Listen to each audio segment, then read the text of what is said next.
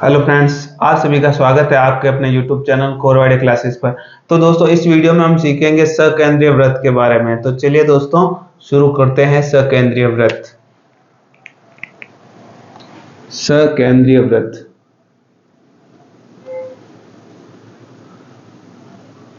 सकेंद्रीय व्रत। तो बताइए सकेंद्रीय व्रत क्या होता है। इसकी जानकारी आप में से किस किस को सकेंद्रीय व्रत के बारे में जानकारी प्राप्त है, वो बताइए। सबसे पहले किसे कहते हैं सकेंद्रीय व्रत। तो देखिए दोस्तों, सकेंद्रीय का मतलब इसके जो शब्द है इसी के अंदर इसका अर्थ छिपा है। सकेंद्रीय यानी जिसका केंद्र एक ही हो, जिसका केंद्र एक ही हो, उसे क्या कहते हैं? सकेंद्रीय।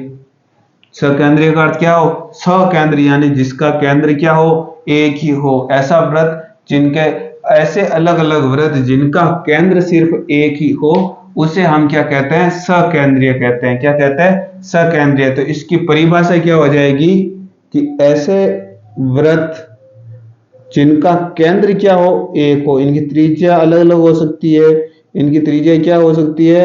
अलग अलग होगी, लेकिन इनका जो केंद्र होगा, चाहे इस व्रत की बात की जाए चाहे इस व्रत की बात की जाए, दोनों का केंद्र क्या होगा? एक ही होगा। तो ऐसा जो व्रत बनते हैं, इन व्रतों को क्या कहा जाता है? सकेंद्रीय व्रत। सकेंद्रीय व्रत क्यों कहा जाता है? क्योंकि इन दोनों का जो केंद्र है वो एक ही है। दोनों का केंद्र एक ही होने के कारण इसे हम सकेंद्रीय व्रत कहते हैं। इसे हम क्या कहते हैं? सकेंद्रीय व्रत कहते हैं। तो इसकी परिभाषा लिख लेते हैं, सकेंद्रीय व्रत किसे कहते हैं। तो ऐसा व्रत, ऐसे व्रत जिसका ऐसे व्रत, वापस लिख लेते हैं पूरी परिभाषा। ऐसे व्रत जिनका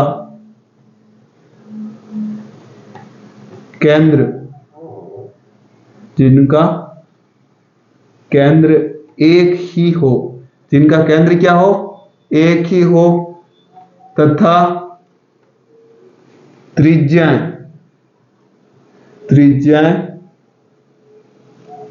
अलग अलग हो। त्रिज्याएं तो कैसी होगी? अलग अलग होगी, लेकिन उनका जो केंद्र होगा, जो सेंटर पॉइंट होगा, वो क्या होगा? अलग अलग होगा। तो उनकी त्रिज्या अलग अलग हो, उसे आप क्या कहेंगे? उसे सकेंद्रीय व्रत कहते हैं। उसे हम क्या कहते हैं? सकेंद्रीय व्रत कहते हैं। उसे क्या कहते हैं? सकेंद्रीय व्रत कहते हैं।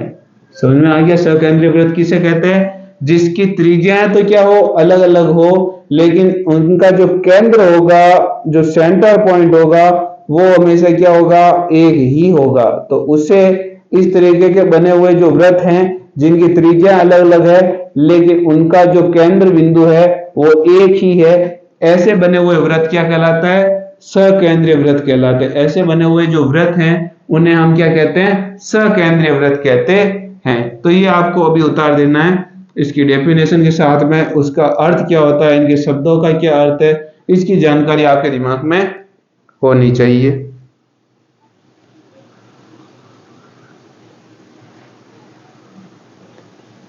तो चलिए दोस्तों, उतार दिया होगा, आगे बढ़ते हैं।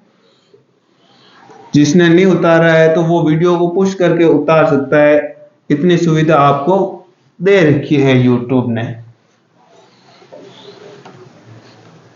तो इसका देखिए स्टेटमेंट है, वो भी हम देख लेते हैं कि एक व्रत तो मान लीजिए ये दे रखा है, थोड़ा सा इसको व्यवस्थित बना देते हैं। आड़ा टेढ़ा बन चुका है, इसको सीधा बना देते हैं।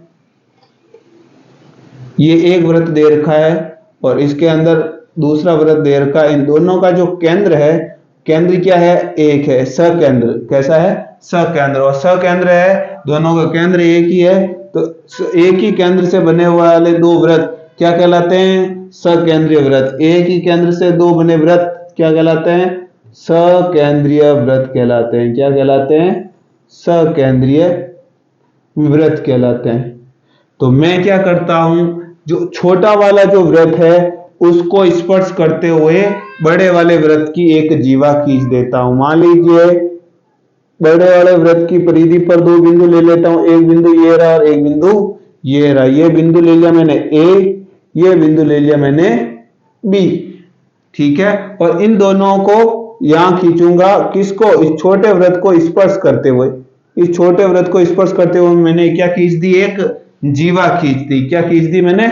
एक जीवा खींच दी। और जीवा का इस बिंदु पर क्या कर रहा है? ये इस वृत्त को क्या कर रहा है? स्पर्श कर रहा है। किसको स्पर्श कर रहा है? छोटे वृत्त को ये जीवा यहां इस बिंदु पर क्या कर रही है? स्पर्श कर रही है। तो इससे आपको क्या पता चल जाए?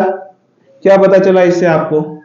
कि यदि बड़ा वाला वृत्त की कोई जीवा खींची जाती है और वो छोटे वृत्त को क्या करती है? स्पर्श करती है, तो ये छोटा वृत्त की जो स्पर्श बिंदु है, जो स्पर्श बिंदु है, ये स्पर्श बिंदु इस जीवा को दो बराबर भागों में बांट देता है। कितने बराबर भागों में बांट देता है? दो बराबर भागों में बांट देता है। कौन? ये स्पर्श बिंदु। तो बड़े वाले वृत्त की हमने एक जीवा खींची जो छोटे वाले वृत्त को क्या कर रही है? स्पर्श कर रही है। तो ये जो स्पर्श बिंदु है ये इस जीवा को दो बराबर भागों में बांट देता है। कितने बराबर भागों में बांट देता है? दो बराबर भागों में बांट देता है। तो इस स्टेटमेंट को हम लिख लेते हैं। दो सकेंद्रीय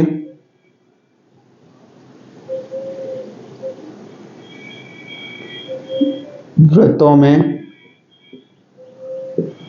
यदि बड़े वाले वृत्त में स्पर्श रेखा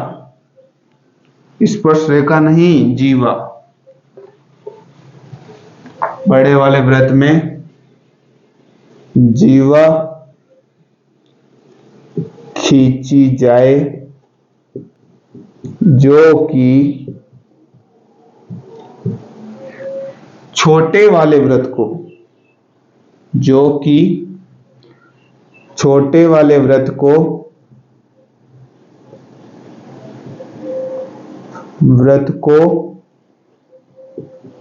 स्पर्श करे। स्पर्श का मतलब छूना, टच करना। स्पर्श करे, छोटे वाले वृत्त को क्या करे? स्पर्श करे, तो वह स्पर्श बिंदु जिसको ये क्या कर रही है? टच कर रही है, वह स्पर्श बिंदु उस जीवा को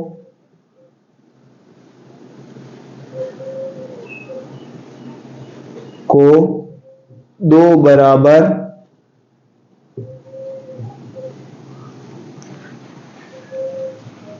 भागों में बांट देता है। कैसे बांट देता है? दो बराबर भागों में बांट देता है। कौन? ये जो स्पर्श बिंदु है ये इस जीवा को दो बराबर भागों में बांट देता है। और ये स्पर्श बिंदु को मान लीजिए मैं क्या मान लेता हूं? P मान लेता हूं। O तो सेंटर पॉइंट हो जाएगा ये वाला, और इसको मैंने क्या मान लिया? P मान लिया। तो यहां से ये जो पहले जीवा जो थी वो क्या थी? AB क्या थी? जीवा थी। और जैसे हमने इसको स्पर्श करते हुए ये जीवा खींची, दूसरे छोटे वाले जो वृत्त है इसको हमने स्पर्श करते हुए एक जीवा खींची, तो क्या मिला हमें? ये जीवा जो है दो भागों में विभाजित हो जाती है, जिसको ये जो P बिंदु है, P क्या है? P क्या दे रखा है? स्पर्श बिंदु। P क्या है? दोनों जो स्पर्श कर रहे हैं ये क्या है? स्पर्श बिंदु है। P जैसे स्पर्श बिंदु बना, इस जीवा को क्या कर देगा? दो बराबर भागों में बांट देगा। किस किस में? एक तो AP किसके बराबर हो जाएगा?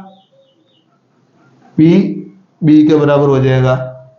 कहने का मतलब क्या है? अगर ये पहले अगर मान लीजिए AB जो है 10 सेंटीमीटर अगर थी, तो जैसे ही ये इसको स्पर्श करेगा AP की जो दूरी हो जाएगी वो 5 सेंटीमीटर हो जाएगी और P से B की दूरी भी कितनी हो जाएगी 5 सेंटीमीटर हो जाएगी। यानी ये क्या कर देगा, इसको दो बराबर भागों में क्या कर देगा, विभाजित कर देगा। कौन, P जो स्पर्श बिंदु है, जो जीवा और ये जो आपका छोटा वृत्त है, इन दोनों को जो स्पर्श करने वाला जो स्पर्श बिंदु है, ये इस जीवा को दो बराबर भागों में क्या कर देगा, बांट देगा, जो कि हमने यहाँ पर लिखा है। तो ये आप नोट कर दीजिए।